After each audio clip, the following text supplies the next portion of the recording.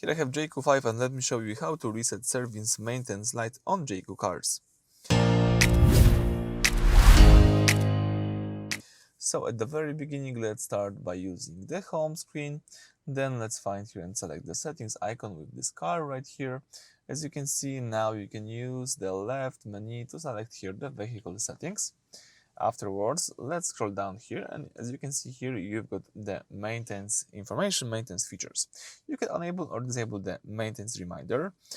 This is like the dashboard notification that alerts you when an oil change or vehicle inspection is due based on time and mileage. And here you can also tap to reset the maintenance info. The maintenance reset button clears the current warning message and restarts the countdown cycle after a fresh service has been performed.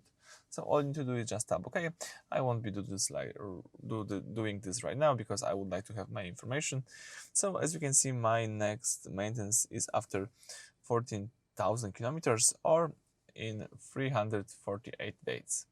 So that's it. Thank you for watching. Please subscribe to our channel and leave thumbs up.